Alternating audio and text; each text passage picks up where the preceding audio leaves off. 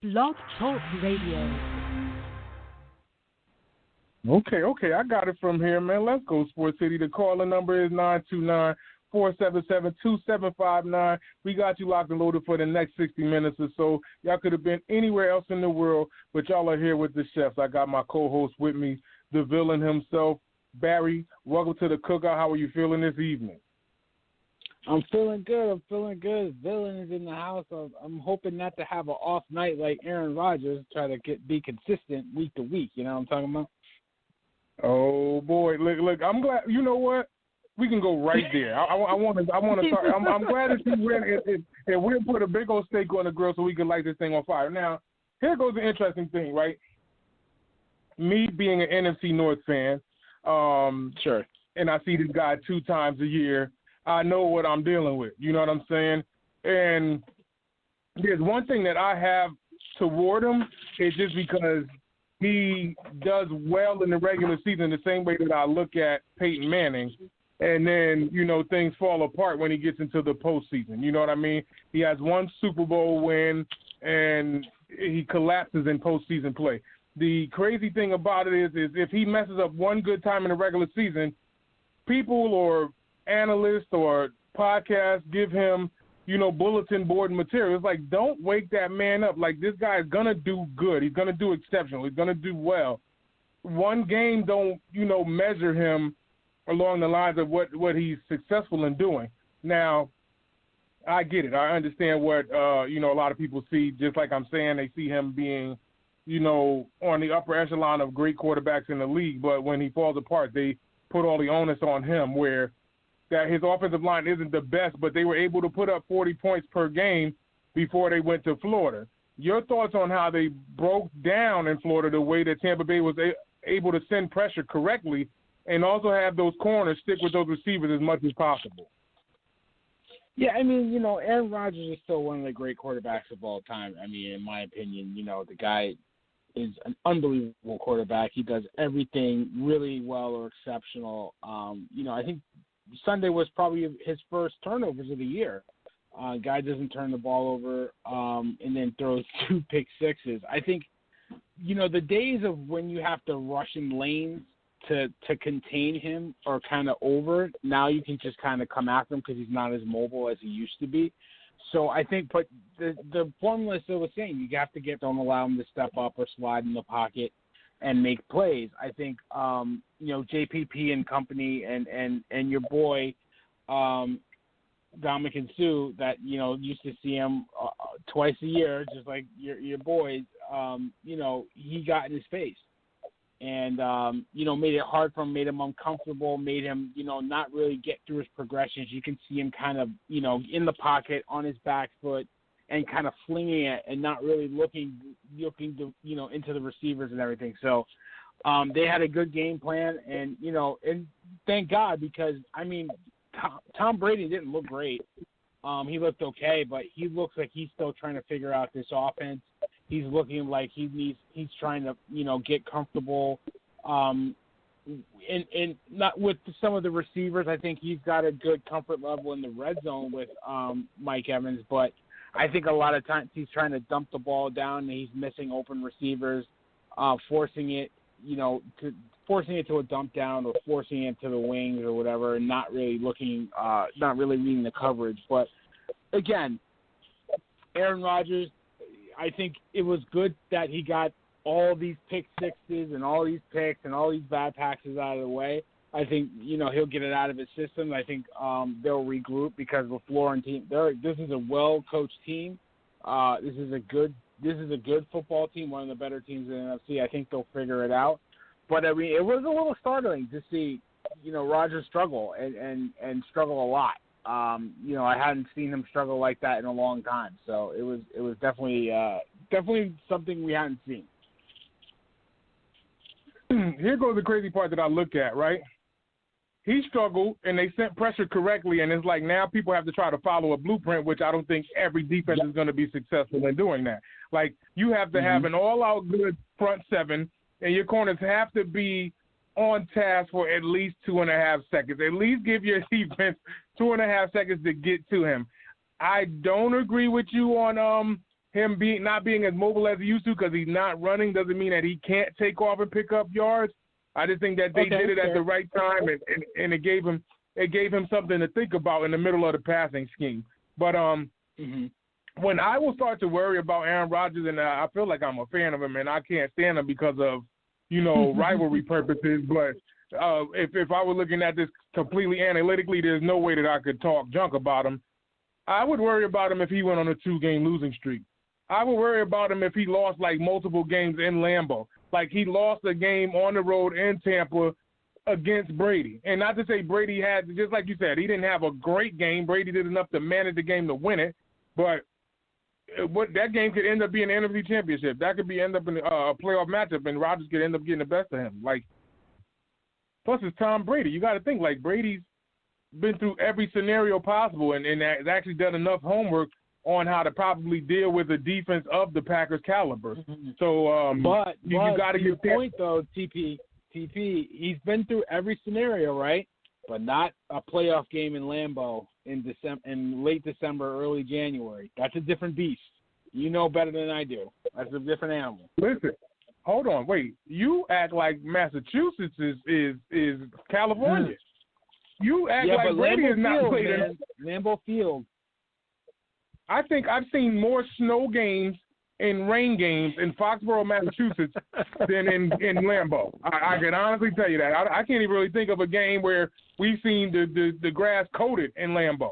Like, you've seen snowfall. Right. You haven't seen white everywhere. I've seen games where they doing snow angels on the field in Gillette. Like, so I'm not – don't think Brady has not seen that and is not ready for any scenery, whether it was hail, sleet, snow, rain. Like, he's been through it all too. So I get it. Like, now it's warm weather Brady. Like, now Brady's preparing for warm weather games. I think it'll probably calm down the latter part of November going into December, but it'll still be 65, 70. Like, it's still going to be decent.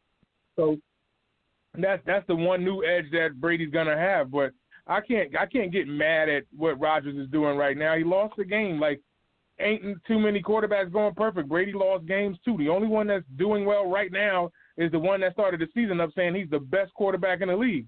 And he's showing it right now, and Russell Wilson. So, like I said, I don't like the fact that I'm actually cheering Aaron Rodgers on, but if he's to lose like 3 games in a row, I'm concerned. If he's going back to Lambeau and he's losing a game like handily, he's getting beat by double digits at home, I'm concerned. But this is a game up against a zero ballot Hall of Famer. Like, I think once Brady put the shoulder pads up, they're going to be like, here goes your gold jacket, slipper shoes, everything you need to walk up the can. You could walk to Canton, Ohio. We're not going to – it's done. Like, you're like, come on. So, no. But speaking of MVP candidates, it looks like that Seattle team might get another weapon in tow. You heard about that, right? Hey, out of my – back away from the grill. You already back away from the grill. What are you doing? Look, lower your tone and keep your hands on the car. Like, okay, so since you want to go there, we'll go right there. AB is their rumblings, because I actually was yelled at today. They didn't say that they solidified it. You can't just go out there and say it. So there's rumblings that the Seahawks are interested, even though Pete Carroll did speak today, and Pete Carroll sounds like he's all for it too. So your thoughts on Antonio Brown potentially going to the undefeated Seahawks team, who already has Tyler Lockett and DK Metcalf, and both of these guys are youngins and doing I want to say above exceptional, but exceptional, and to get a vet like AB to come and talk to them, and him having a chip on his shoulder, how dangerous can this get? I mean, I think it kind of looks like what it was when they had Josh Gordon before he kind of had his setback. It could be very interesting down there. I think there's enough football for those guys to coexist. I don't think Tyler Lockett's a guy that's going to demand the football every play. He's a system guy, not to say he's not a good player. He's a very good receiver, a very underrated receiver for his career. But I don't think he's a guy like Julio Jones that demands the football as often as he can get it. I think he'll fit in. I think, the fact that he's good friends and actually worked out in the offseason with Russell Wilson and their backup, Geno Smith, a name that in New York nobody wants to hear ever. But, I think that the fact that they're friends definitely helps. I think Pete Carroll makes a career at a reclamation project like Josh Gordon, bringing back Marshawn Lynch and company. I think it's a good fit. I just hope, AB is in a mental, mind state that he can come back to this game, because we all thought he was having a mental breakdown and, that he, wasn't going to be long for this NFL career. So he was on pace to be one of the greats. And, he just, once he went to the Raiders, it was a mess. So if you get cut from a Bill Belichick team, something had to happen. So, I hope he's okay and ready to play. It looks like that suspension, he had the 8-game suspension, and by the time they sign him up, he should be ready to go. So Seattle's probably doing their due diligence. They're not just doing it on a whim. I think they're doing their homework. They got guys vouching for him, and it looks like it's going to be a pretty solid fit. And here's the situation that I see. One, to tail off on some of the stuff that you said. What got him out of New England was he played that one game against the Dolphins, and he scored a touchdown, and then he texted his girlfriend that got him into the legal situation and started bragging all over social media. And Belichick was like, wait, you just got here and started doing that? Like, we're getting you out of here. And it was just off of the whim that he just did the same thing in Pittsburgh. That's why he left the Steelers. The Steelers got rid of him because he was recording Tomlin in the middle of a heated speech. And I think he put it on like Instagram or something. Like it was like, no, we can't have that type of energy here. Let alone I'm a African American coach. Like, let's be honest. Like they're not trying to give me too big of a leash, even though the Rooney family they're so stick to their guns and some of the honest people in America. But Tomlin's trying to protect that. Now you look at the situation here with the Seahawks. I think more or less with the Seahawks that they need another gun for them to be on top of the NFC. Like, it's not like, we just going to play with what we got. Like, because a lot of teams actually stick to that script. Like, people have to look at it like Andy Reid probably went up to management and was like, listen, give me a ton of Clydesdales. I don't want nothing under a Clydesdale. Like everything out here has to be a thoroughbred. I'm not playing around. Everybody has to run a 4-3 or better. Nobody runs a 4-4. Everybody runs a 4-3. If you don't, you're on a practice squad. And dudes that are nasty, like, yo, I'm good, man. Put me. He's like, no, I can't. We need this speed to be up to par. Like, so you look at Pete Carroll in that offense, and that's probably what he's trying to bring there. And let alone if they could try and get Gordon back there, that'll be a hell of a forecast of receivers. If they could have Gordon, DK, Tyler, and Antonio Brown with Greg Olsen, the Hurricane, that would be awesome for Russell to go to, let alone the front seven got to worry about Russell running around. So, like, this is something that I think that'll definitely help the Seahawks at least sit on top of the NFC West and remain the number one seed in the NFC, altogether, unless the quarterback that we were talking about being Aaron Rodgers or Brady get real hot and watch the Seahawks fall apart and lose 3 games or something like that, then we'll have something to worry about. But right now, it's looking like Russell Wilson is the best quarterback in the conference, unless he starts to lose games, especially with the buzzer beater that he put up against Minnesota, where Minnesota was fighting for their dear lives to get one win. He actually snatched it right out of their mouth at the end of the game. So Russell's been able to do it. So to at least give Russell a notable weapon, like even when he won the Super Bowl, you think about it, Russell Wilson's weapons were Doug Baldwin and Curse and Golden Tate. Like, and don't get me wrong, like these guys have names in the league, but these aren't studs like your Mosses, your T.O.s, your Chad Johnsons. Like these aren't gaudy receivers. Like these are receivers that are going to do their job and get mad at the end of the Super Bowl after the win and said, tell Deion that we just all right. Like Deion called them all right receivers. You know what I'm saying? So like this is what Russ has been stuck with. Like now he's getting weapons. Like this could be dangerous across the board, at least offensively, because right now the Legion of Boom still has their issues defensively. Though. That is the one way to get them. Yeah, I think they should be adding defense. I don't know why. Who's the safety that was cut? I can't remember his name. Eric or no? Jamal Adams. No, not Jamal Adams. They got him in a trade. He was in Baltimore, and they cut him at the beginning of the season. I'm flipping on his name, but I don't know why they don't. Earl Thomas? Earl Thomas, yes. I mean, I don't know why they won't bring him back, but they could use the help, anything they can get. But they might. I don't know. Maybe that relationship soured. But to your point, you brought up a great point. I forgot about the phone with Mike Tomlin, and one of the albums that we grew up on, The Firm, came out 23 years ago today, and Phone Tap was one of the singles on that album. Yeah. So I thought that was kind of funny. I chuckled. But no, I mean, listen, Russell Wilson, TP, doesn't need more weapons, and if he gets another one, I agree. It definitely solidifies that team at the top of the. I mean, they're top 5 in the league, but I think they would be probably the favorites right now. Despite a suspect defense, they would be one of the favorites. Wait, hold on. First, I got 2 questions for you. They're not the best in the league right now? They're not the best in the league right now? You know what? Right now, right this minute, record-wise, yes, they are. I think the Steelers are a good team. I think people are sleeping on the Titans. I really do, and it's easy to because Ryan Tannehill isn't really sexy, but they have one of the best running backs in the league, and they got a really good defense and a well-coached football team. Vrabel is a really good coach, underrated, I think, right now.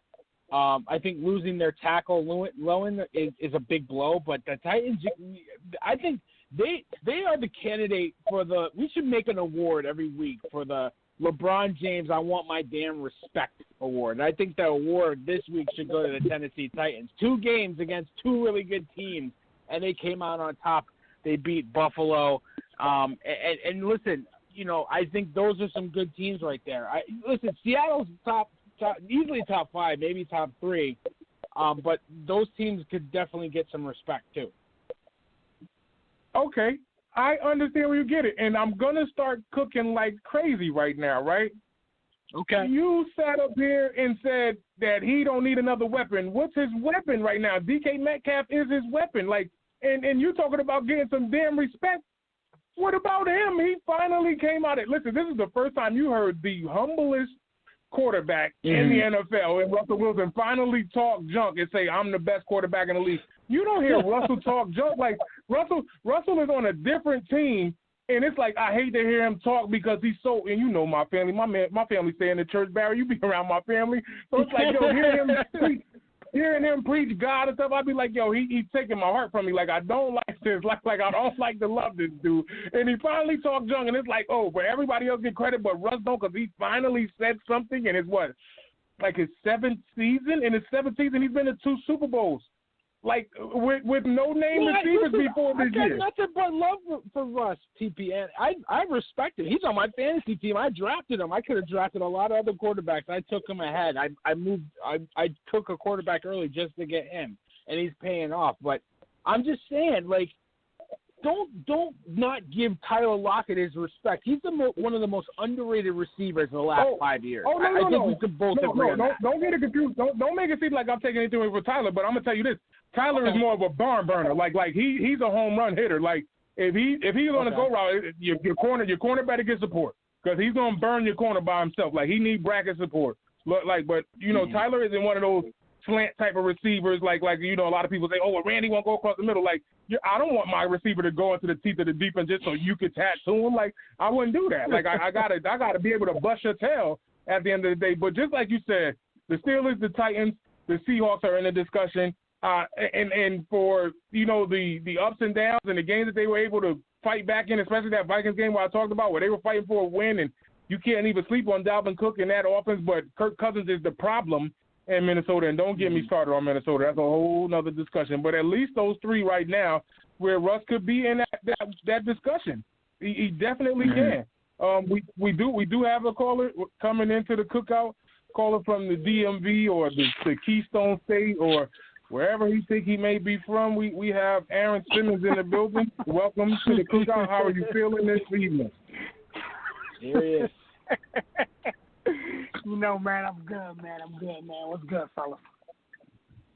Man, you know what's good. You hear what's going on. Don't act like you don't hear the discussion. You up here. Sports City, you got to understand what was just going on. While me and Barry was in that dialogue, serious pressing the button like, get me in there. Get me in there. I'm like,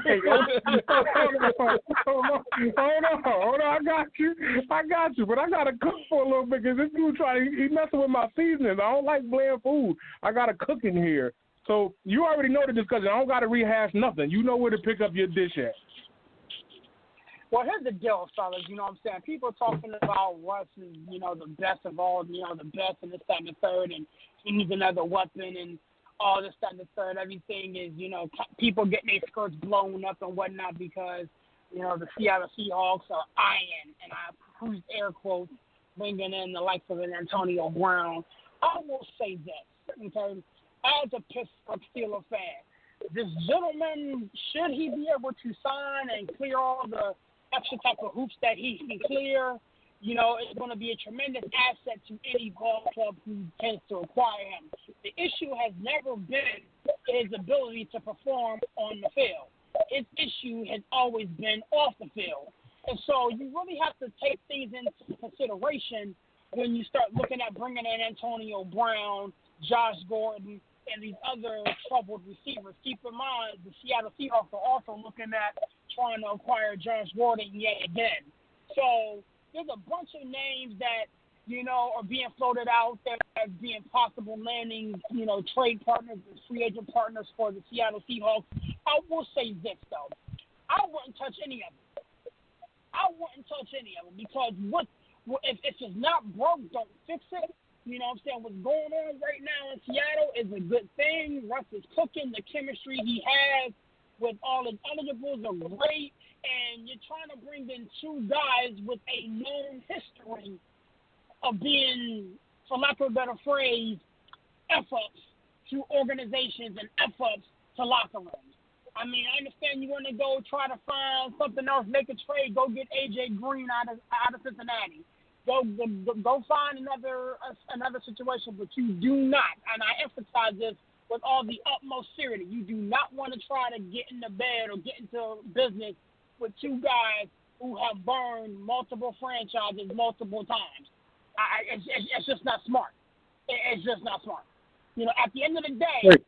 Antonio's going to be Antonio, and Josh Gordon is going to be Josh Gordon. At the end of the day. Hold on. Now, I get it. He used to be a part of the Steelers organization, so I get it. And not to say that this is an easy thing, right? But the things that they have to fix are one that wants to smoke weed. I'm gonna call it like it is. I'm an analyst here. I'm gonna do what I got to do. He's in a similar situation that Ricky Williams was in. Like somebody had to go all the way from America to India to go get Ricky to stop smoking weed to come back here and play some ball. Addiction is a situation. I get it. I understand. But they can fix that. Somehow, somewhere they can fix that, right?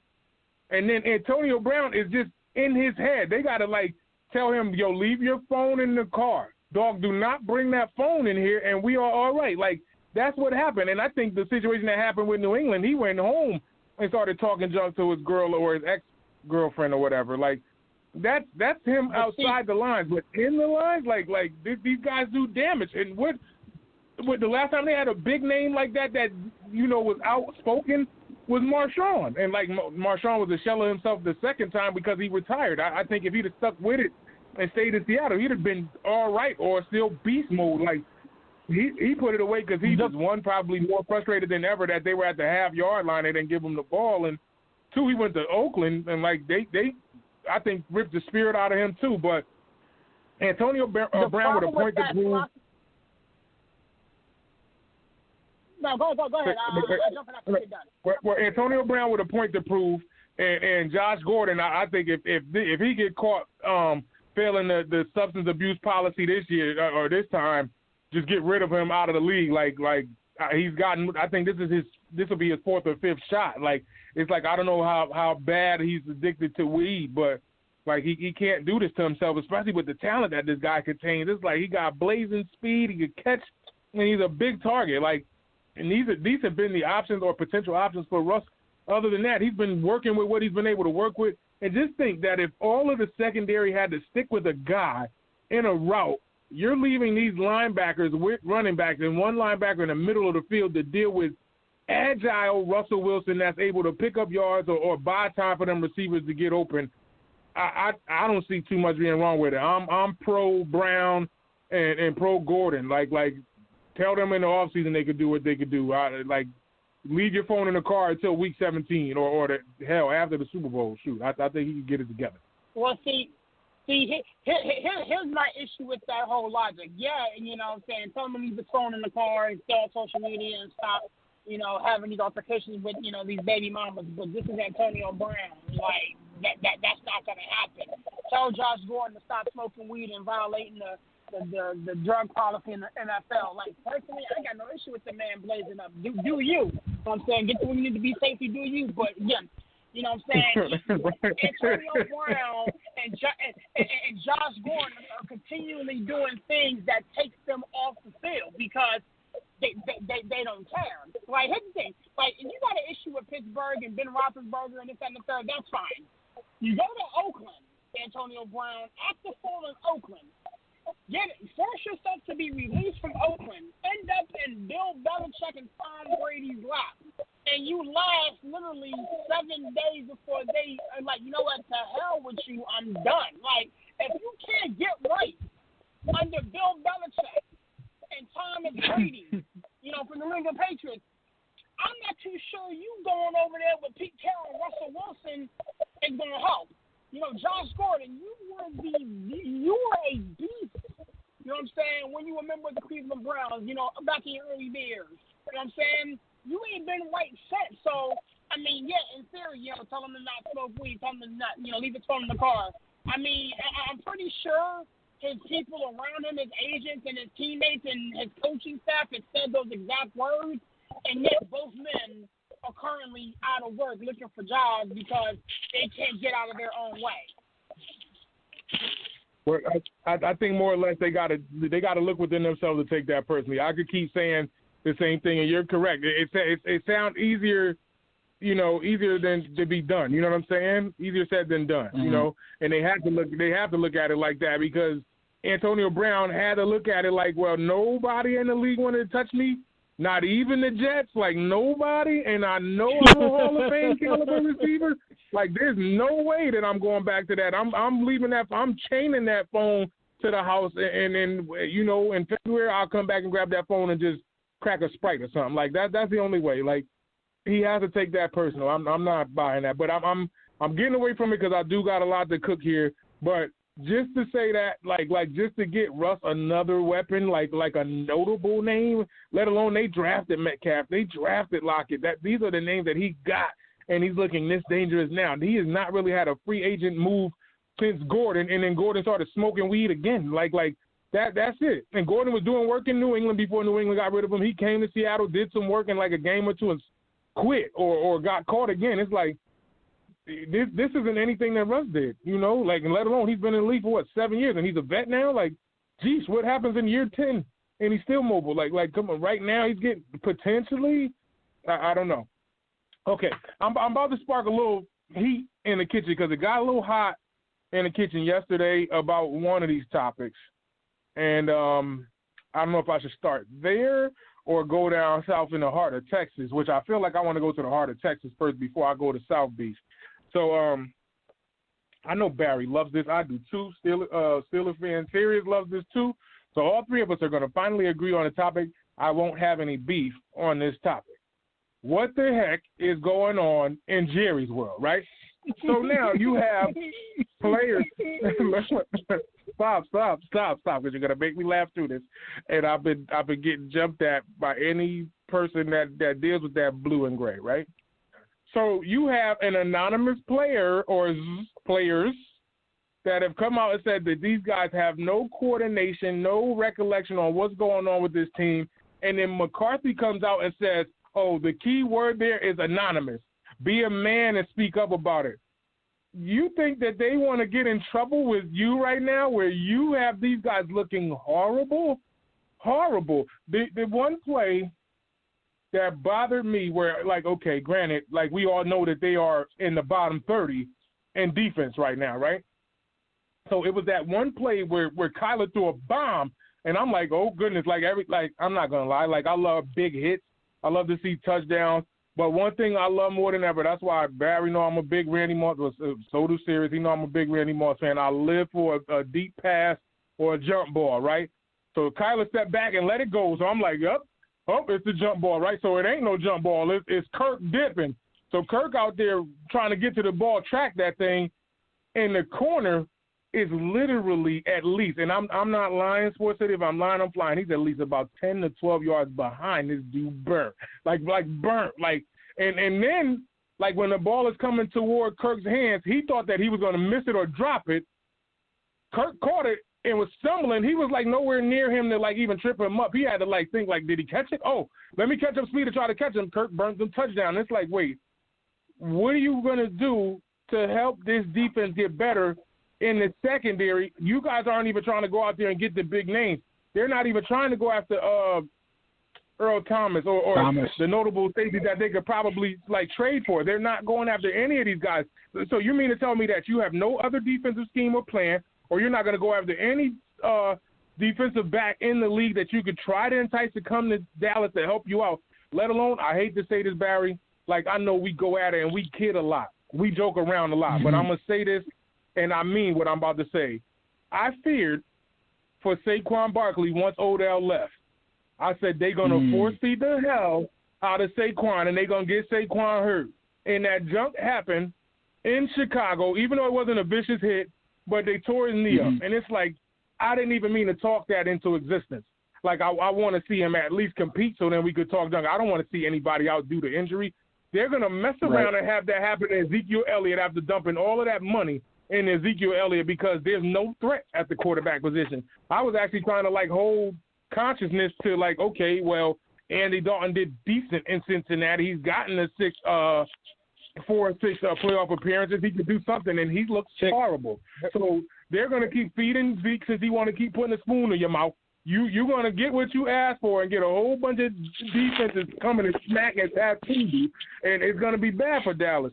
But your guys' thoughts on the anonymous player, Mike McCarthy, and the state of that team in general. I'll start with you first, Sirius. You know, man, I'm kind of torn. And the reason why I'm torn is because I honestly believe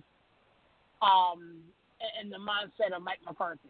I really do. Like, I hate the fact that, you know, these players, you know, can bash a team and speak, you know, and an enemy and not put their name behind what they got to say. Like, I mean, we all watch Kevin Hart, you know what I'm saying?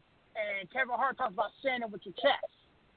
You know what I'm saying? If you got the balls to puff up and say, yo, we suck and this is why, then put your name behind it. You know, put your chest out. Put your name behind it.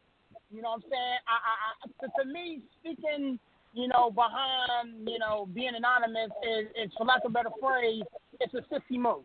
It's a real sissy move. Now, I get it. You know what I'm saying? You're not trying to have, you know, any beef with the, you know, management and the coaching staff and this and the third, but if you felt strongly enough to say it, you need to be strong enough to deal with the consequences behind what you say. That's first and foremost. Now, with that being said, whomever said it is correct. You know what I'm saying? Like, this team is not coached well. They look unprepared. They look confused. They always start behind. You know, even when Dak was in the lineup, they always spot a team at least a 2 touchdown lead, you know, before they even got any type of thing going.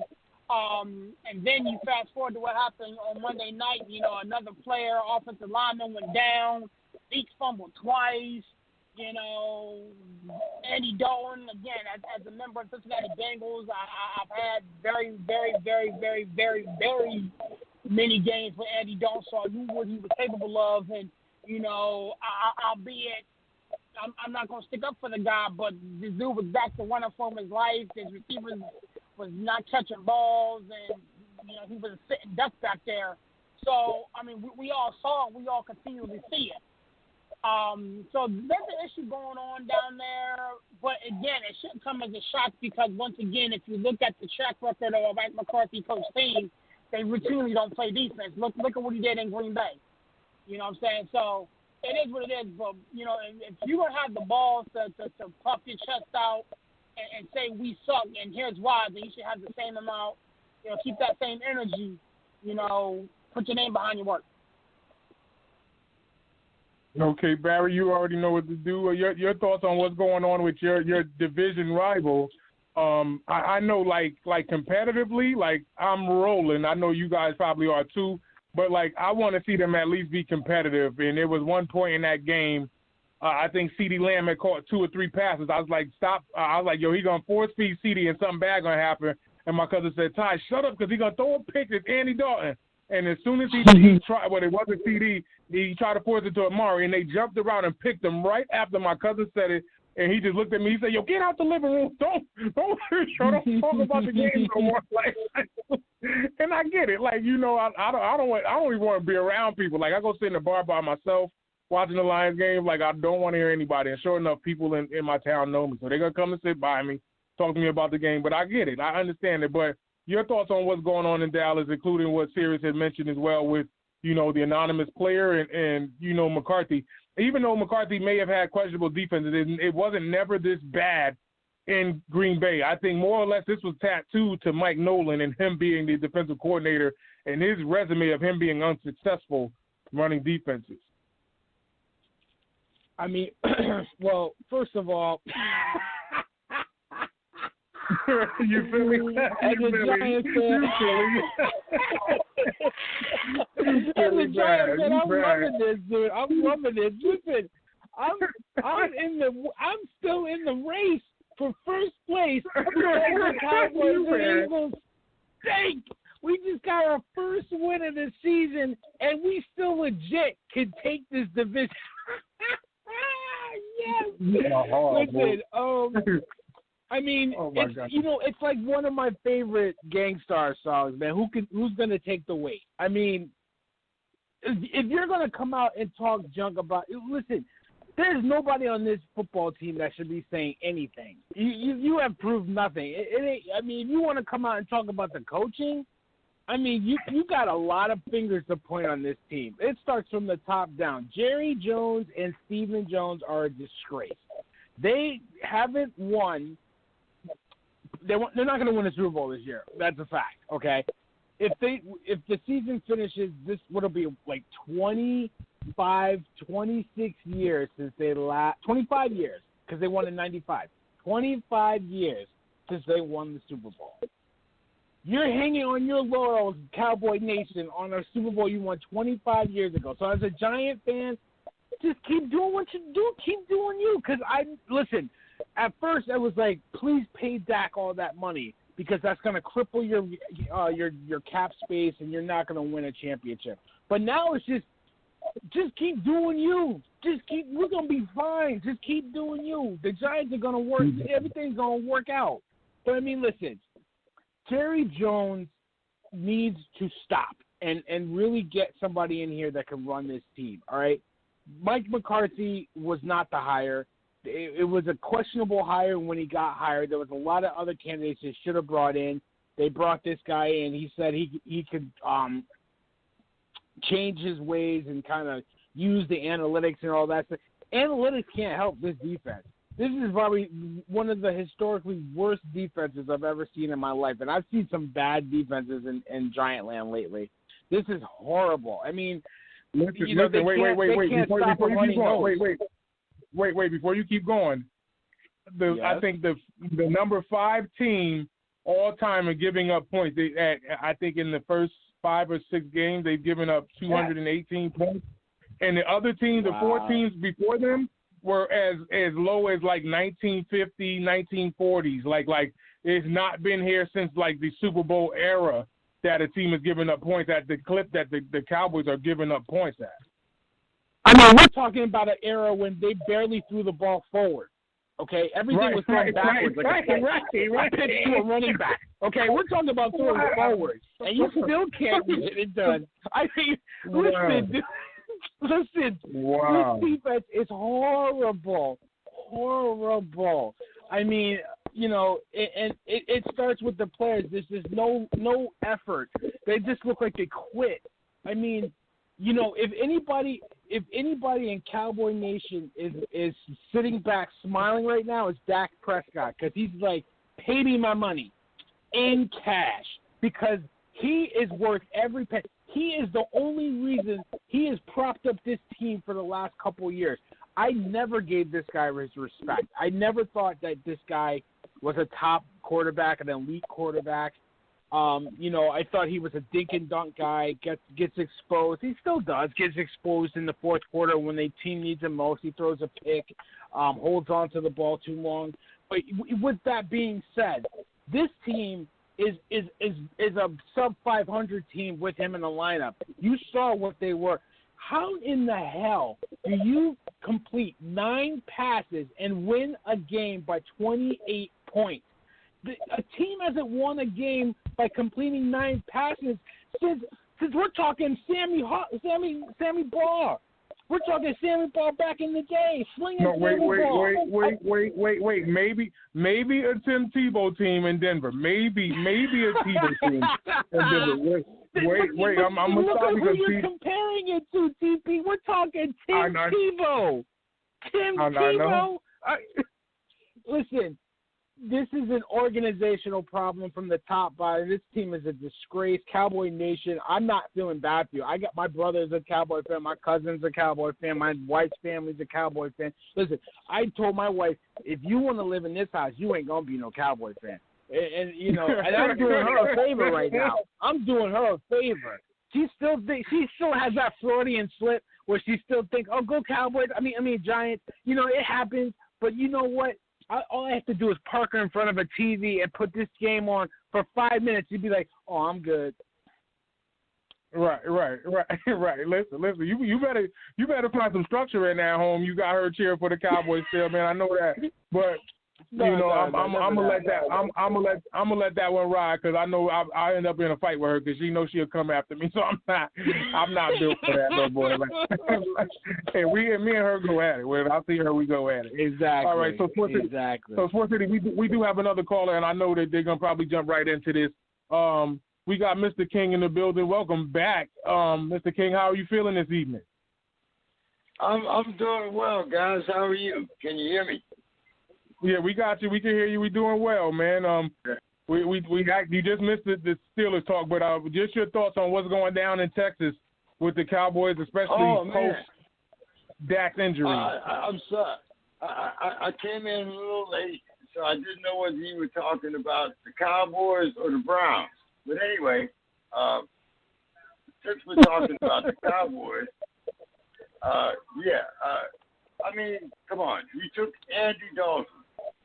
What did you expect? Did you think that all of a sudden you were going to start winning with Andy Dalton? Andy Dalton couldn't win in Cincinnati. I mean, you know, this is just sports logic. You know, I mean, a backup, maybe third string, but I mean, look, the Cowboys have been riding this, you know, we're America's team for so long, and when's the last time they had a winning season? I think the last time they made the playoffs, I was 20, and I'm 70 now. No. It's not that bad. No. Dallas made the playoffs last year, didn't they? Or no, they missed it. They missed it last year, so the year before. Yes, they did. The year before, I think. Anyway, have they made it past the second round? Like I said, you know, if you thought that Andy Dalton was going to be your reprieve, you know, you might want to go back and look at the movie The Great White Hope. You know, there's a lot of parallels there. Wow. Okay, well, look, and he was the backup, so don't think like they brought him in to start. Like I think they were waiting for Dak to mess up, and instead of Dak messing up, he got injured. Right. That's exactly what I'm saying. Go back and look at The Great White Hope. They wanted Dak to, you know, stub his toe, and then they can say, well, look here, we got somebody to step in and take his place. Yeah, right, okay. Keep smoking that stuff. It must be Mexican. Here go the crazy part. Like, people laughed at me when I said they need to go after Kaepernick. Like, they thought it was funny when I said it yesterday. Now it's not looking too funny. They need to go after somebody that at least got a handle on what the NFL looks like. Or they can go after Blake Bortles. Like, Blake Bortles is open because Denver just let him go, but I don't think they want to go down that route. So they got to go after somebody that's able to help them win now with a core around them. So that's what I'm looking at right now, just to be brutally honest. They passed on Cam. Cam is stuck in New England. Cam can't go anywhere right now. He's on a one-year deal. That won't happen. But I'm saying they passed on Cam to get Andy Dalton. So, look, there's entirely no logic there. That's a whole different dynamic. Like, I could speak on that, but I could lift the lid on that, man. I could if I want to. But you and I know probably why they didn't go after Cam. They already got Dak. And I'm winking at you. And I'm winking at you when I say they already got Dak, okay? Like, that's probably as far as that's going to go. They're not going to have too many of them there. Okay? All right, okay, so now with you coming to the kitchen done filled up. We got some brothers that done came. Well, Sirius fell off, so Sirius, welcome back. And also out of Atlanta, Georgia, we have Nas in the building. Nas, how are you feeling this evening? Yeah, man. Take off the blazers, loosen up the tie. Oh, that's no, don't do that. Don't you ever do that again. Don't you ever do that again. Don't you ever do that again. You will get escorted out of this building. If you do that again, listen, if you did, hold on. Now this just got really serious. This got real serious. Listen, if you do that again, somebody gonna miss one more friend. I promise you. Don't listen. Like I told you last night, song 8 off of the Life After Death album was Beast. And you do not want me to open that song up because there'll be nothing but smooth sailing. Okay? So your thoughts on what's going on in Texas, and then I'm going to move it to some other topics because we got a host of topics in small time. So your thoughts on the anonymous player. I look, and I feel bad for McCarthy not because of McCarthy, but I just want to know who said it. like I want to know which player did say it, just to be like, yo, because if it's Zeke, like if Zeke said it, oh Lord, what you gonna do? Like what are y'all gonna do if Zeke said it? Like y'all ain't gonna get mad at him. Stick him for his gloves. Get him some sticker for his gloves. Tell him they have to stop fumbling. Right. They ain't got no choice. Right, but no, we touched on this yesterday, man, but this is the reality. Football players don't do this because you put your career in jeopardy by stepping out of line.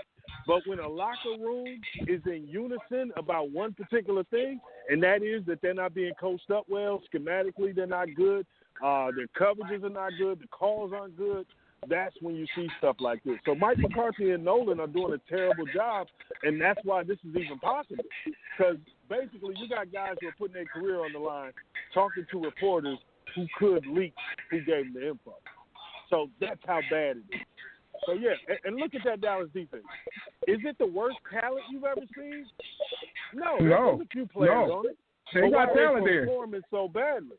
Yeah, so this is some coaching stuff, man. This is scheme, play calling, and depth and everything else. Like, why the hell are the safeties playing up so close when they appear to not be able to track anything deep? Like, serious question. So yeah, man, you're right for bringing that up, Serious. Hey, no, this is actually thrown at me to put on the grill. Like I get it. Like just like I was saying across the board to the fellas here, because everybody here is like a Dallas disliker. I would say something stronger, but I'm trying to keep it PG. You know what I'm saying? So, but like in a competitive nature, I want to see Dallas play. What is Mike McCarthy? Wow. Aaron Rodgers. So wait. Hold on. Wait. What has he done? Wait. Hold on. So it's over already? It's over? Do you think it's over already? I told you that. It's a wrap. It's over. Year one, it's over. In year one, it's over. It has to It has to be. It has to be. Like, this man in 6 games, has completely lost his locker room. Completely. Like, you can fire Mike Nolan. You know what I'm saying? Which should have been done after, week 4 or something like that. You can fire Mike Nolan. But honestly, I don't understand or see how Mike McCarthy recovers from that at all. Because you lost. No, there's no way. Serious. There's no way that you know how long Jason Garrett had a job in Dallas. You know what I'm saying? My cousin can't do a job. That's right. Exactly, Barry. Exactly.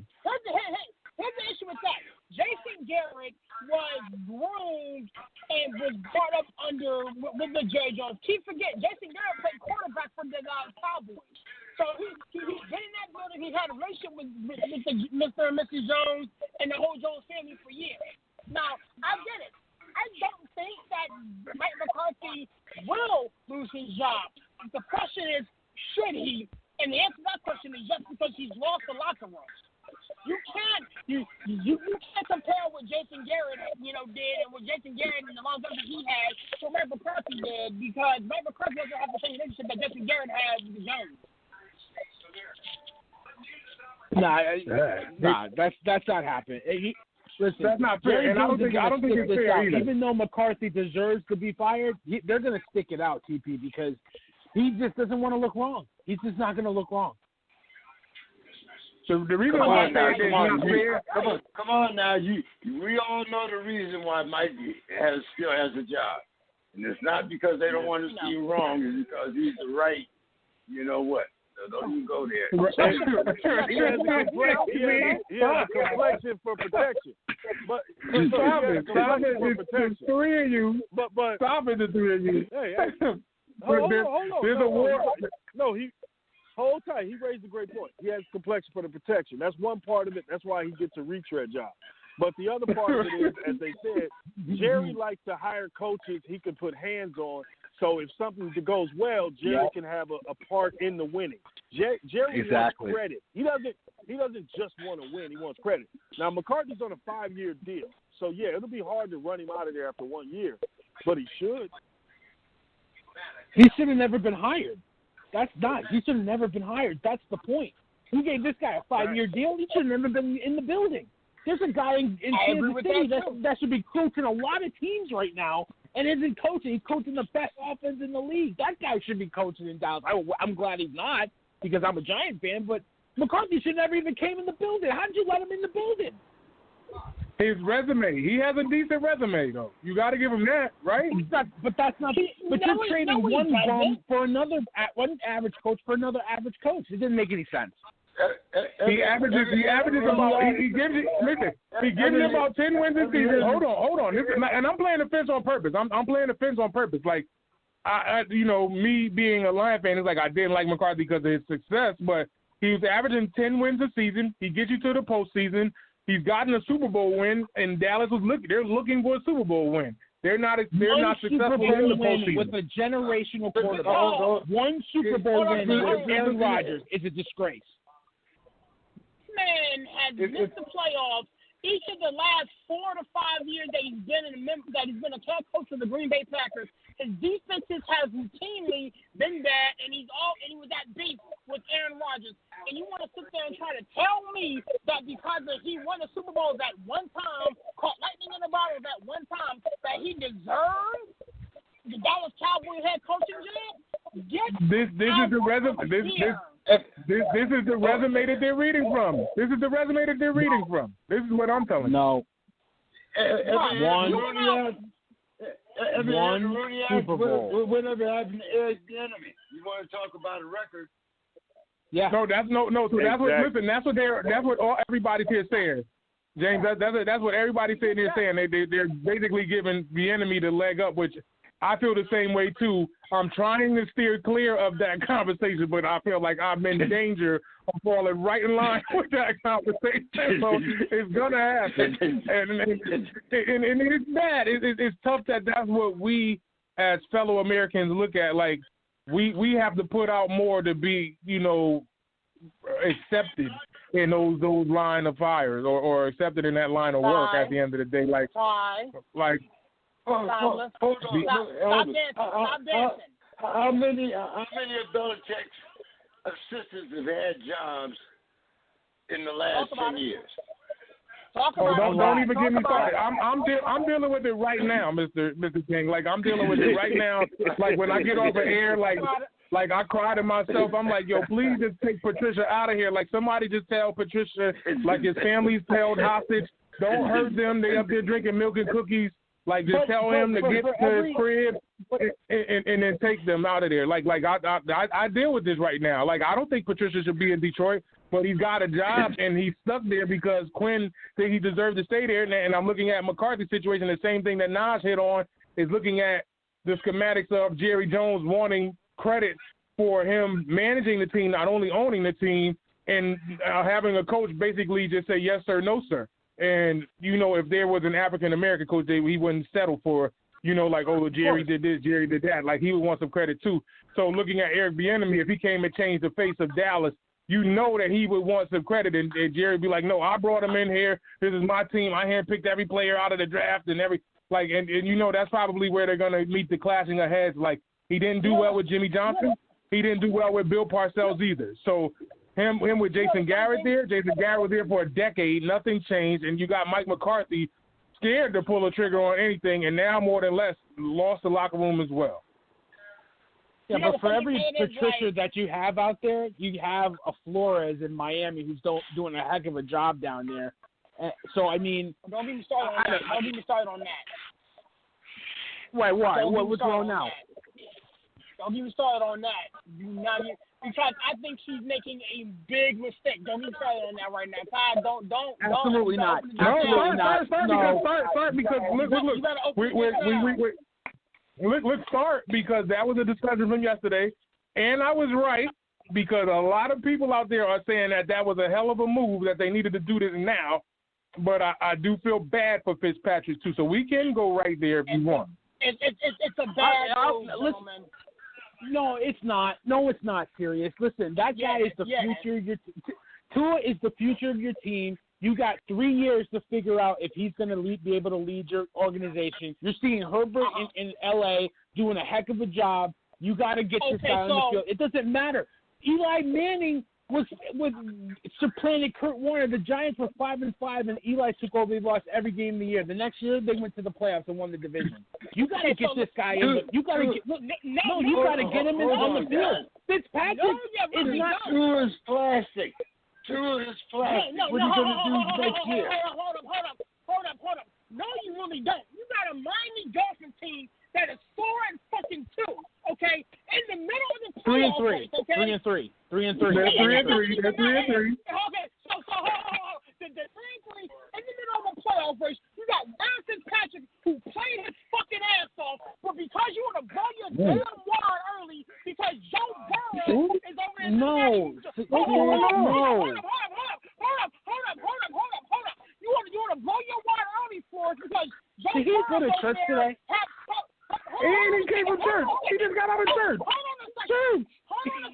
Hold up. You want to blow your wad early because you get excited because these other quarterbacks are out there balling and these other quarterbacks are out there doing your thing. You got a good thing fucking going right here. The only reason why hold up. The only reason why the dude in San Diego is playing ball right now is because his quarterback got an injection in his rib. It wasn't because he was tired. The only reason why Joe Burrow right now is playing right now in Cincinnati because they have no other option. Fitzpatrick was doing his damn job. He had the team balling and on a winning streak. You go into a bye week, you come back, and you keep the damn thing rolling. You don't sit there and shoot your wad out early because you get excited. No, it's not about being excited, Sirius. This kid is the future. Is Fitzpatrick leading you to a Super Bowl, Sirius? Is Fitzpatrick leading you to a Super Bowl? This guy has been in the league for 15 years. It's Tua Tagovailoa this year winning you get your Super Bowl. It's not about the Super Bowl this year, Sirius. It's about building the team for the future. It's not about the Super Bowl. They're not winning the Super Bowl with Magic or Tua. Come on, you know you gotta put the young kid in. You drafted him in the top 10. You don't draft him before the clipboard. Hold on. Wait, in football. It's the dumbest move. And if you and anybody else in this building think that's a smart move, I'm checking your football IQ. I'm checking it. Because you can have mine then, because that's the smartest move Flores has made all year. I'm sorry. You do. Listen, this Dolphins team is not winning. That shit was dumb. Wait, hold on. It's an interesting thing that Nas said yesterday, and that's when he said it, I was like, thank you. So I agree with Barry and Nas. You know, and serious, you've seen it firsthand, and you cannot disregard this. What was it, a year ago or 2 years ago? There was a game being played in the middle of Tampa Bay, and they were hosting the Pittsburgh Steelers, and everybody was on Fitzmagic. He was out the gate undefeated and playing good, and he threw like 3 or 4 interceptions, a pick six, and the Pittsburgh Steelers was dancing at halftime already. You know that Fitzpatrick is coming. He is coming, like soon. And this is week 7 to save himself from himself. He is coming. You can't tell me that you've seen Fitzpatrick lead a team to a postseason run and be that successful. You've seen Fitzpatrick do well in managing within a window of 6 to 8 games, and then the slipper falls off. Like, dog, I get it. I understand frustration. I understand that you're passionate about the discussion. But wait. Hold on. No, sorry. Because there's more people. We heard serious talk. Hold on, TP. I totally agree with you. Fitzmagic turns into Fitztragic on a dime. But this was Miami's plan. They planned into a bye week to give Tua the ball and let him run the team. Fitztragic was a stopgap. Everybody knew that. He knew that. He knew that when they drafted the kid, and he accepted that role. It just happened because of the COVID that the bye week came a little sooner, and Tua was in the lineup. But they didn't matter if they were 6-0 or 0-6. He was getting the ball after the bye week, and that was it. This kid is your future. This kid you drafted him in the top 10. You don't have him holding a freaking clipboard for Fitztragic. You get him on the field. You see what you got. If he doesn't work out, then you move on to the next quarterback. You get freaking Trevor Lawrence or something. That's it. So when is Aaron Rodgers getting benched? So when is Aaron Rodgers getting benched then, right? I mean, he's don't care the clipboard for love, right? Yeah, but right, they brought in Jordan Love. Yeah, Jordan Love is they're not going to supplant him. He's the future. Isn't he the future of the Packers? Why isn't he starting when did Aaron Rodgers become a stopgap? When did Aaron Rodgers become a stopgap? He's an MVP candidate. Are you kidding me? Right. We can't hold that to the same standard. Hey, for one, they owe Aaron too much money to be sitting on the bench. Aaron is a boatload of money. He's going to see the majority of the rest of that contract that he signed. So Aaron's out the window. But the Fitzpatrick I'm just thing, talking about using that as an excuse that he's the future. It doesn't matter whether he's the future or not. I understand what you're saying about Fitzpatrick, but you should give Tua a little more time. That kid, he needs. Like I said, he's plastic. This is the NFL, not Alabama. Listen, but here's the thing, King. The Giants did the same thing. The Giants. Hold tight. You got Miami's first round pick next year, and they got Houston's first round pick next year. So you want to be sure about what you have. So you need games, you need film, you need to know what he's about, what's his work rate like. Like you need to know everything now. So that's the plan. Because what you don't want to do is end up like the Jets and the Giants, where the Jets don't know if Sam Darnold is good and Adam Gase is just so terrible that Darnold can't really do anything. But the Giants, they rolling Danny Dimes out every week, and they like, yo, this ain't the dude. We're going to move off of him. But how are they going to find that out? By giving his ass snaps. Giving the ball. Playing him. That's how you know, man. Listen, they did the same thing in New York. Not playing Haskins. Yeah, Haskins should be playing. You need to know for sure whether he's a bum or he's a starter. They pulled him. I think he showed his hand. I think Haskins showed his hand. He's not the guy. But listen, Well, the Giants did the same though. thing, Nance. They did it with Eli Manning. The Giants were 5-5 that year with Kurt Warner. They benched him, put Eli in. They lost every game until the last game against my Cowboys. My favorite team in the world.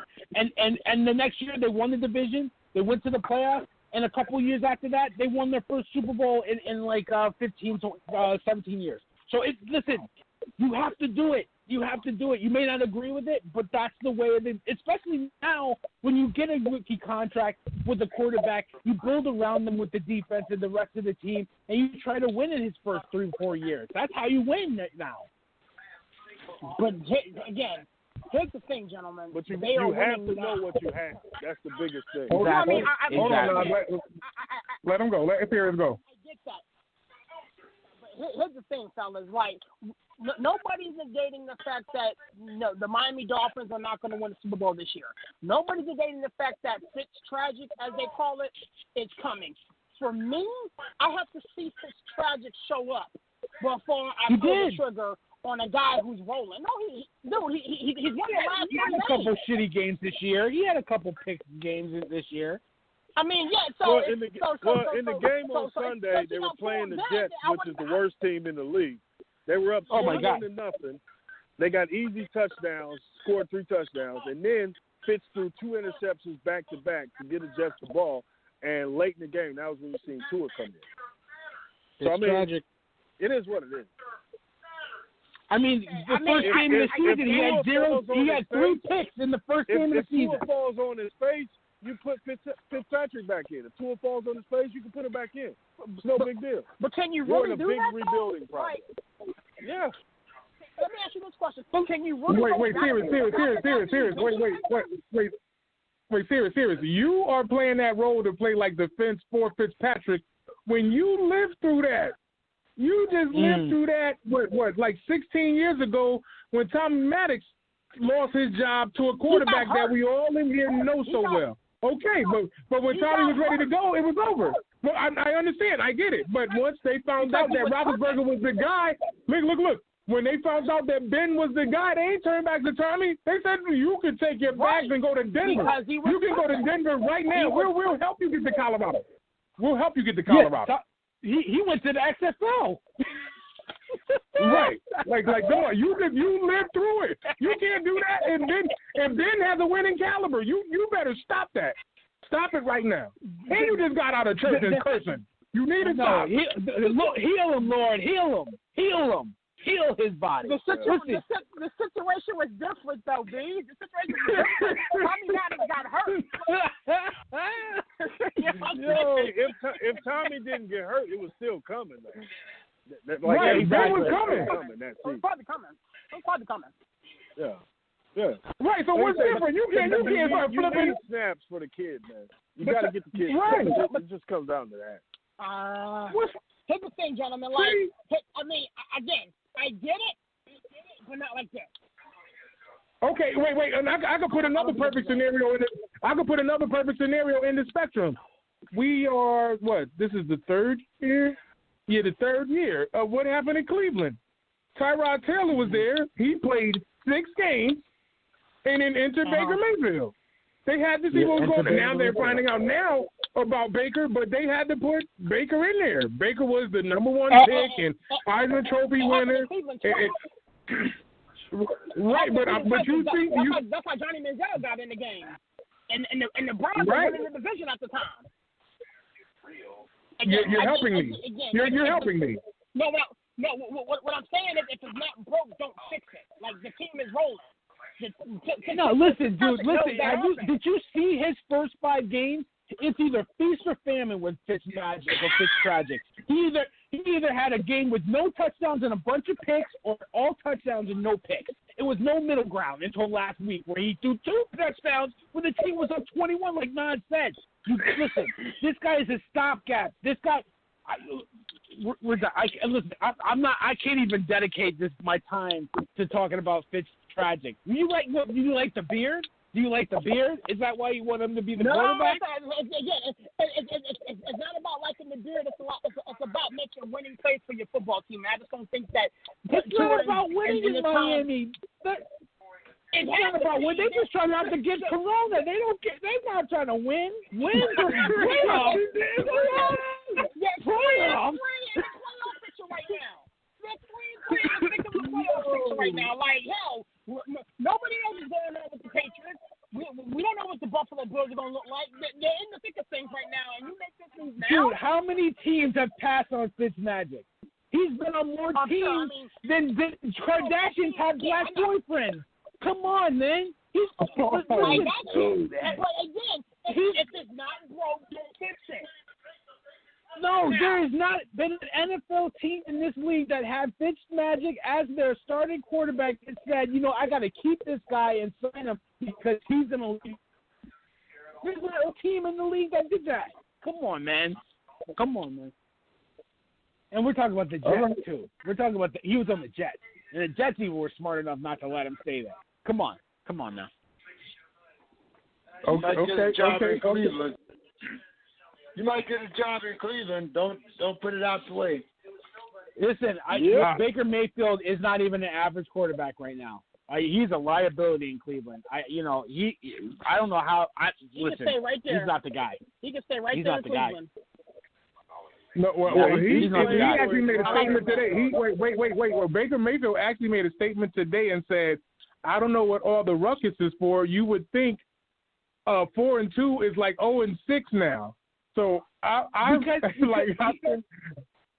feel the same way. Like he's seeing you, Baker, because we're watching you, Baker. You're a number one overall pick, and you're playing as a game manager. Kevin Stefanski has taken the reins off. Like he put the reins on you, and he's riding the hell out of you. You game manager, you gonna hand off. You're gonna do 2 reads, and after that, that's it. You ain't doing nothing crazy.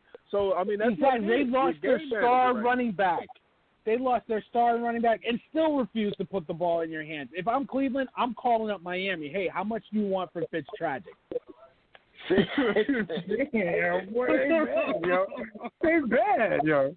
They bad for real.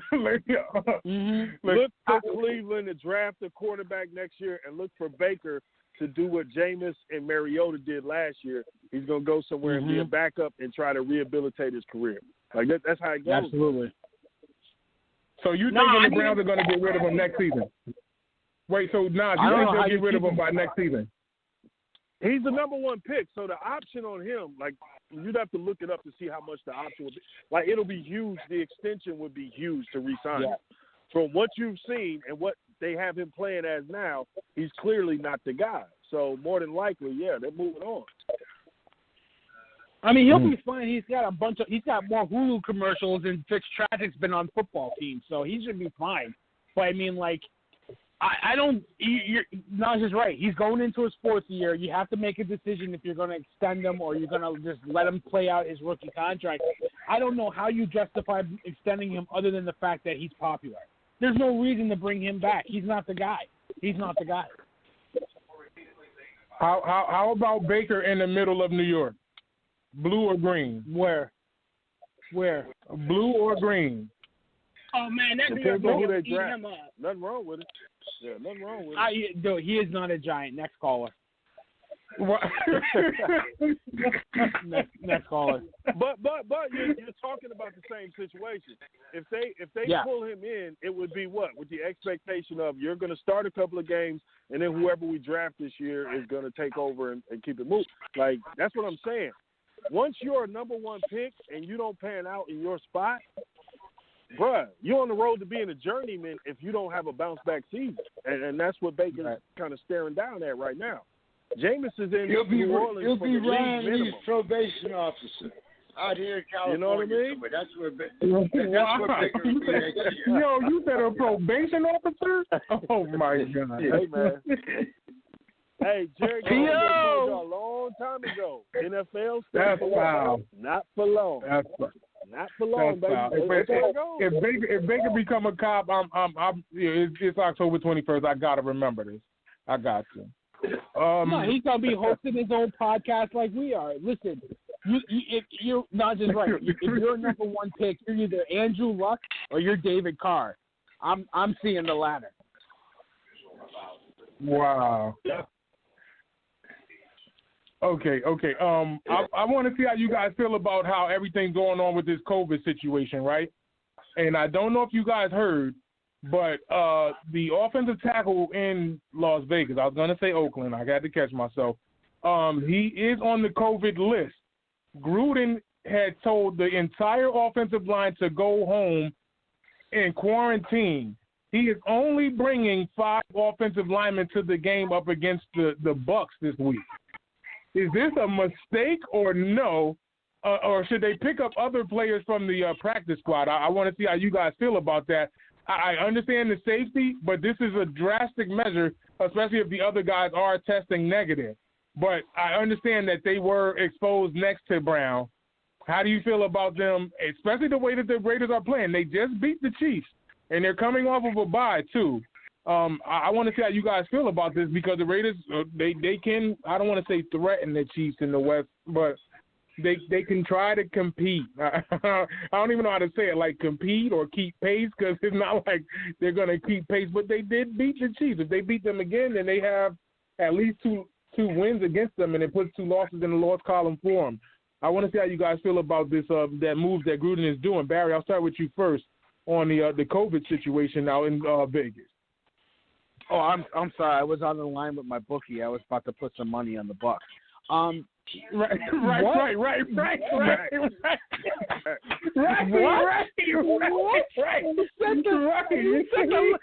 thought you were joking when you said he sent the offensive line home. I'm dead serious. He told, yo, you bad, yo. I'm dead serious. What? I thought you were talking about 7-on-7, like no pads. Like what? You know, he's still leaving the offensive line to play, right? Like, listen. I don't know if the league or the team made him do it, because of COVID. COVID's real, and it's coming after a lot of teams in different ways, and people not being responsible or whatever, or just a part of bad luck. So you hope the guys that are infected get better. But I mean, to send the whole offense, like I think he's mad at Carr. I think he's mad at him. Like, so he's like, you know what? I ain't gonna give you no offensive line. You just don't play against the Bucs. You see what they did to Aaron Rodgers, right? Right? Now you ain't gonna have no offensive line. Deal with that. Like, I feel like that's what they doing to him. You know what I mean? Like, I don't know, man. JPG's gonna have a field day. He's like, you serious? I gotta play against them, right? They were bagging groceries yesterday. Man, listen. The whole offensive line, he told to go home, I guess due to the exposure. But I agree with you, man. Like, especially just like you said, what they did to Rodgers. If you think that all of the best linemen that you have situated with your roster to go home and deal with the guys that are fighting for a job, it may work. Who knows? But now the Bucs are comfortable and trying to hang on to the lead in the South. I want to see how you guys feel about this. I'll come to you next series. Your thoughts on Gruden's move to keep the entire offensive line quarantined due to the COVID going up against the Bucs coming into Vegas? Man, it's incredibly noble and honorable and the right thing to do as far as keeping this team safe and this, that, and the third. But from an X's and O's standpoint and from a football thing, my guy, what? You only dressing 5? Like, so what happens if Ndamukong Suh steps on somebody else's ankle, like he's prone to do when your man's hurt? Like, so who's gonna stop the ball? Like, who's gonna play right or left tackle or right or left guard? I don't understand. Are you gonna pull somebody up from the practice squad? I think there's some incomplete information as far as what's gonna happen this weekend, because I don't think it's good common sense to only dress 5 when at any given moment you're a hit away from being knocked out. So I hope Gruden doesn't dress 5, man. I hope he doesn't. And I side with Barry. I really think that I really think that Gruden and say that again. Everybody knows it. Is that a legal roster? Can you only carry 5 linemen? I mean, the I think Cowboys he's going to have to add more from that practice linemen. squad. I don't think that's safe at all. I don't think that is safe at all. Yeah. They're going to end up having to use like linebackers and like I don't even know what else. It'd have probably be defensive linemen going both ways. I'm not sure. Like, I don't think that's smart. I think he probably can do that, but I don't think that's smart at all.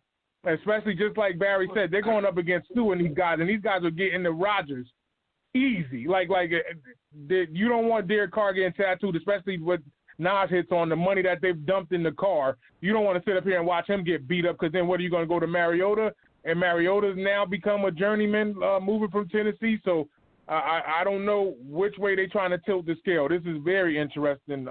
Nas, your thoughts on Gruden's move? Maybe they're only going to take 5 linemen and Mariota then. That's wild, man. Well, at least Mariota's scrambled. That's a good thing because Mariota can move. Mariota's a runner. He run a 4.3, so that helps.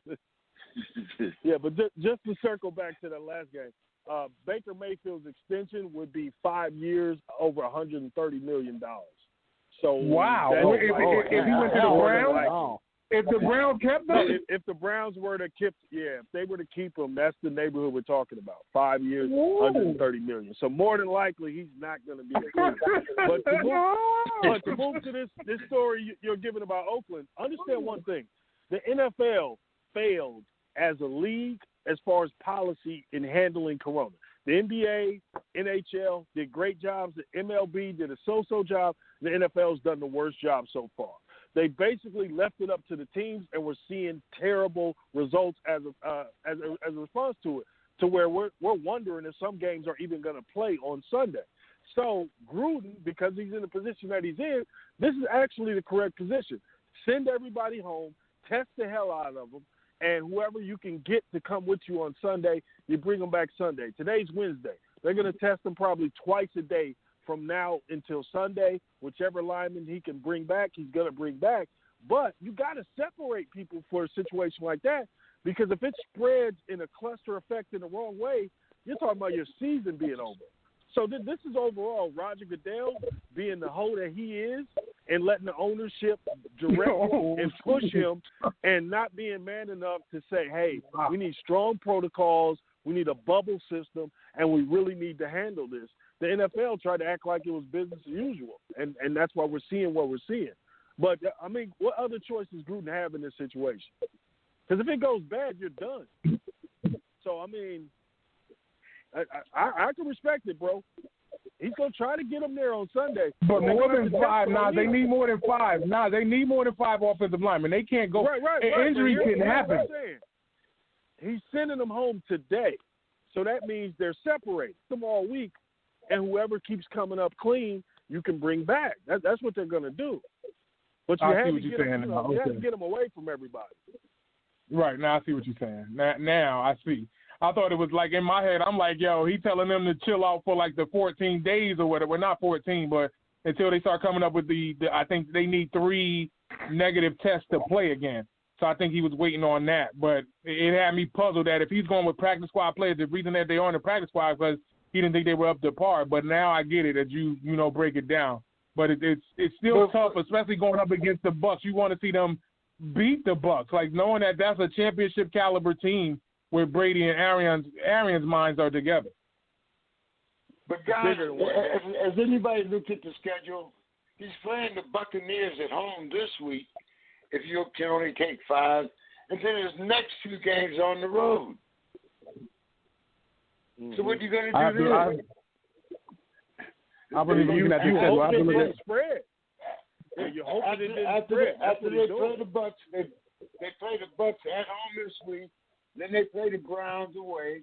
They play the Chargers away, and then they play the Broncos again at home. So what are you going to do? I mean, if they only got 5 this week, are you going to put these guys on a plane the next 2 weeks? And you're going from Cleveland all the way back to L.A.,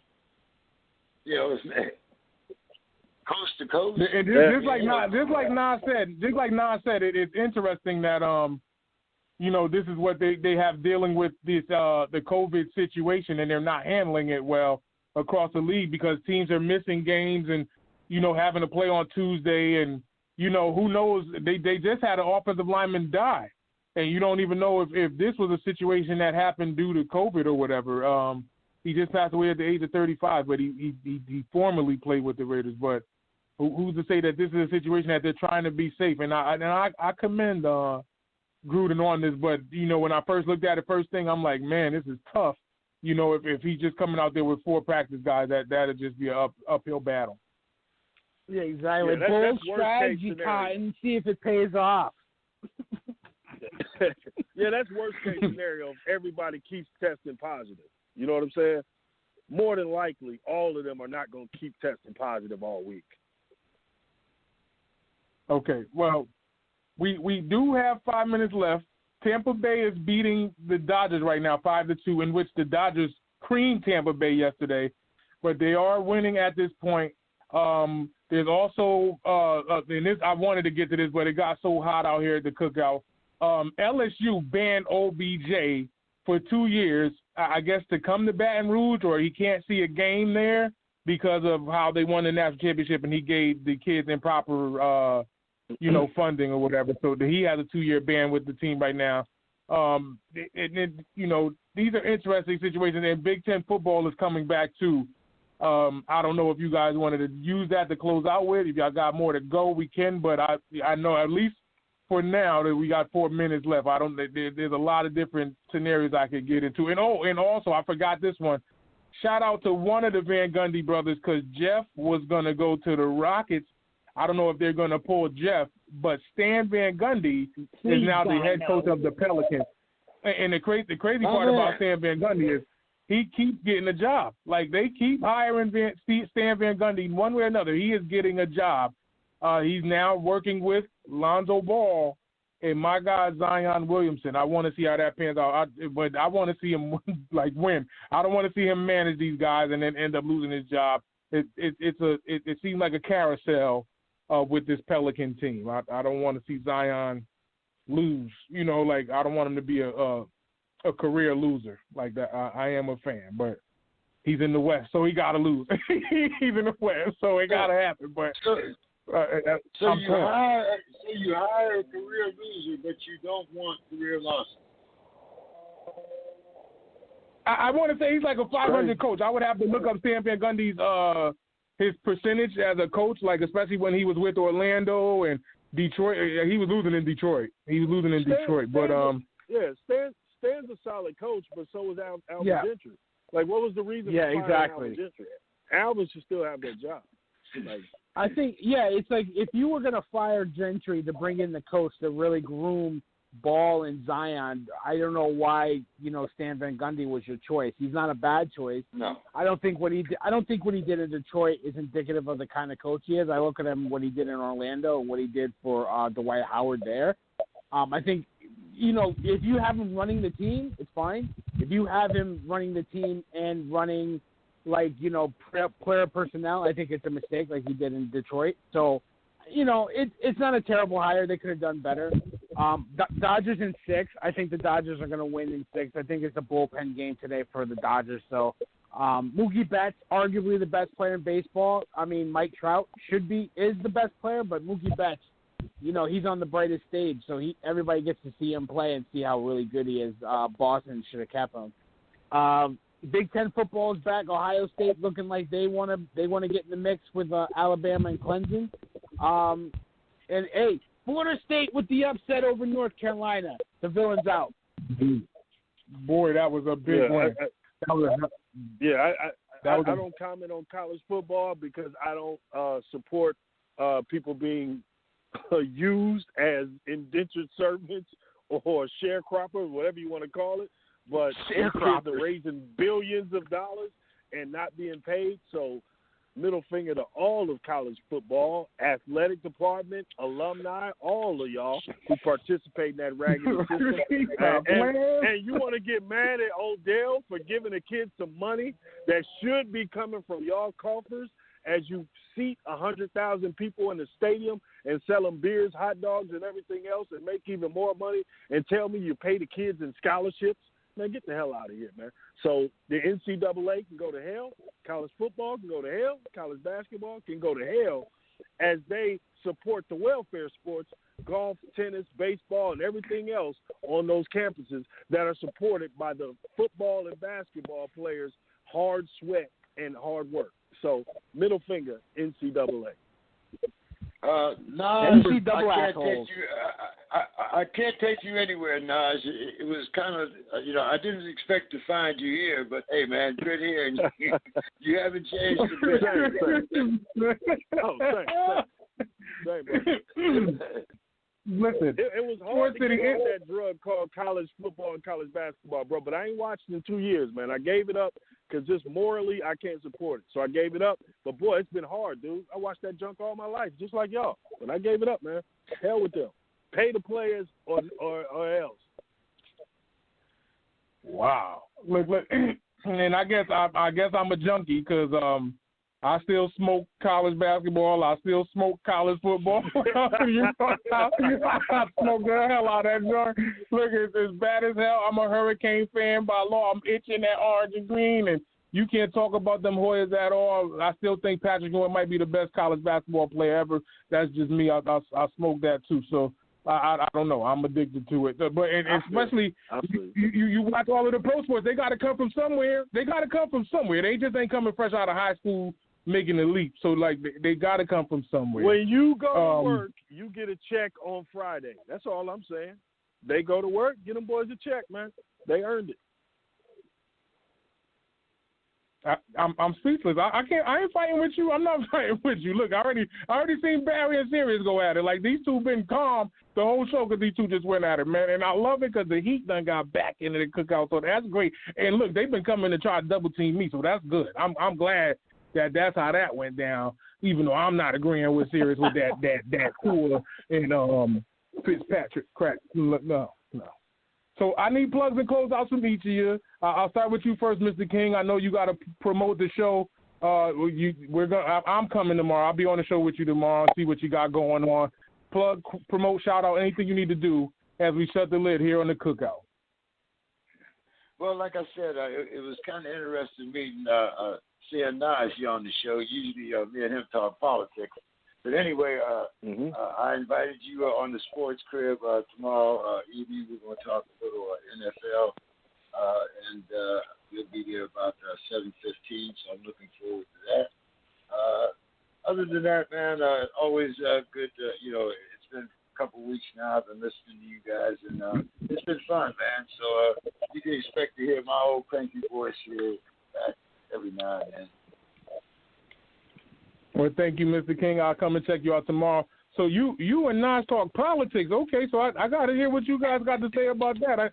I need some of that, too. Nas be everywhere, man. Look, I'm beefing with Nas. Now, listen, Mr. King, I want you to know that I'm beefing with this dude, man. I don't got too much peace for him until after Sunday after 4 o'clock. Then that dude is my big brother. But other than that, it's a war going on outside. You hear me? It's a war going on outside. All right, Nas, I need a plug, closeout, shout out, anything that you'd like to promote as we shut the lid here on the Cookout. Shout out to Tymeless. Shout out to everybody who called in. Shout out to James. Make sure you get James to talk about boxing. He has an extensive background in boxing, so we definitely want to hear about the fake superstar Loma, who they told us was an all-time great. Oh, my God, I forgot about that. Oh, my God, I forgot about that. And my God. This man is scared to we can talk about the fake Loma and don't want to exchange. So yeah, make sure you get James talking about that. But good show as always. Sports City Chefs always cook, man. Yo, you're terrible. You get on my nerves. I cannot stand you. I forgot about that. Damn, I want to talk about that fight so bad. Listen, I did not think Teofimo had a shot, and he beat Lomo with a jab. He stopped him with a jab, like incredible. And you didn't hear what happened today. Lopez said no rematch. He told Loma no rematch. So he already shut the door on that, and he got his belts. Crazy. Okay, greatest serious move ever. No rematch. That man, you make me mad that I missed that, man. I was going off what me and Barry had plotted, man. I'm mad. I'm mad. Don't worry, I'll be back. With it, or I can talk about it tomorrow with him. It don't matter. Sunday, serious. I need a plug, close out, shout out. Say it again. You know what I said? Sunday, the weekend wrap. I'll make sure I have Layman Brewster there and John Scully. We can talk about that. That's big. I love to pick Layman's brain. That's awesome, man. I love boxing. Most people don't know crap about boxing. But, Serious, you already know what to do. You brought the heat, and up here getting your spice on, fresh out of church. I don't even know what happened. You and Barry started going crazy, and I'm like, yeah, this is the villain against him. It ain't me today. So I got the day off. That's beautiful. But look, I loved it, and they know they family to me. Both of them, my brothers. But Serious, you already know what to do. Yeah. Shut the lid here at the Cookout. Yeah, man, it's your boy Sears up in that 412 and the 703, man. Such a pleasure to be here with you guys on another Wednesday evening Cookout, man. Oh, man, you know what? There's my dude, Tymeless. I can't stand you, man. James, pleasure to meet you. Nas, man, do what we do, man. You know what I'm saying? I'm out this week. I see you guys next time. Oh my God, yo, you see this? That's what I'm talking about. I don't even be directly in the fight, man. That's the crazy part. Like, you and Barry went at it, like, and that's the crazy part. Like, everybody here saying Tua should get in there, and he pulled me in there anyway. Like, it felt like the old school. I don't know if y'all ever watched it. I'm dating myself. If y'all ever saw the cartoon Heathcliff, and Heathcliff would beat up everybody in the neighborhood, and if people were standing outside the fight, the scuffle, Heathcliff will pull somebody else in there and they scrap on. Like, I just felt like that just happened. And I'm outside watching them fight. Like, I get pulled into that madness, man. Look, Tua for president in Miami, man. This was great stuff, Sports City. We gave you as much as we could as possible. I'll be back here Sunday morning brunching this thing up. I may talk about that fight Sunday morning, but it'll be a week and a half rehash. I really don't want to do that, but I want to get that boxing talk in. I didn't know where I was at. I know it's the Cookout, so I can talk about anything here, man. I loved it with y'all, man, bringing that energy. You already know what time it is. On that note, tell a friend that it's the chef again. And if they don't, whoa, what How happened? in the hell? This is the villain show, and you're not giving me a closeout? Is that how it's going down? You gave me the closeout. Okay, I didn't give you a closeout. No. Go ahead. You said the mic on. Hold on. Turn my mic on. Okay. Before I get in here, go. Listen, I need a plug. I believe we just saw an example of racism. The man was cheated out of his closeout. I just want to state that. Oh, my goodness. Reverse racism. Are you kidding? How dare you? No, wait, hold on. I'm probably the darkest one in the room. So now, how about that? So you can't do that to me. You can't do that to me. You did that, and you don't give me a closeout. You gave some little squirrel running by outside your house a closeout, and you ain't giving me a closeout. Listen, hold on. You gave me the whole rundown. Wait, time out. Thank you for stopping by. The villain is listen. It got hot. You know how usually me and TP go at it, but me and Serious brothers, we had to go in on Tua for president. TP, I see how you treat me. I see how next week I got something for you. Oh, my goodness. Look, this is terrible. Sports City, y'all give me an email at sportscitychefs@gmail.com and tell me if you heard Barry give me the 5-sport rundown and then said villain out like he was the Mamba. Please tell me y'all heard that. Please tell me I heard that. If I'm lying, I'm lying. That was the villain ending that part of the segment. I'm ending segments. I'm not ending the show. The villain ending the show. Hit my music. Yeah, I was going to start before. Now it sounds like white privilege. He wants 2 closeouts. Oh, my goodness. Exactly. Yes, exactly. Thank you. Yeah, look, Nas, no. See, that's what I'm talking about. This is the problem we got with America today. Since y'all want to talk politics, it's this black-on-black crime. And I'm against all that madness. Stop this, okay? It can't happen on the East Coast no more. It can't happen on the West Coast. It can't happen in the middle of America. And y'all damn sure not going to put me in the middle of this after these two started to fighting the power, and I had to break these two up in a doggone kitchen. The cookout is cold. Stop digging at the bottom of the pot and trying to scoop up the juices. I closed the show out. The villain said, hit the music. We're done. No TP with the shirt and the tie and all that. Hit the music.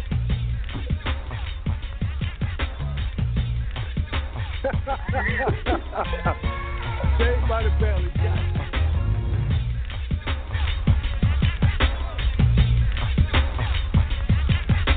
I ain't going out like that.